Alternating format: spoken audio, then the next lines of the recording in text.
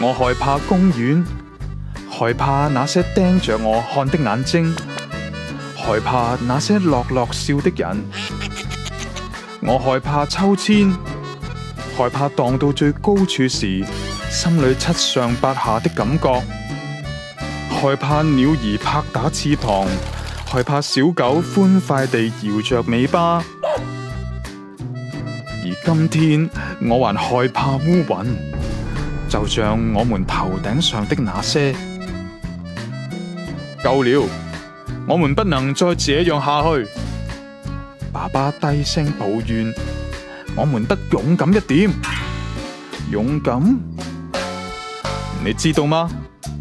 我像你這麼大的時候就已經有勇氣了。他補充，那說不定我也有。我對他說，可是我還不知道勇氣是什麼。簡單得很。他語氣急促，勇氣是燃遍全身的烈火，讓你無法停下來。你看，你在做什麼？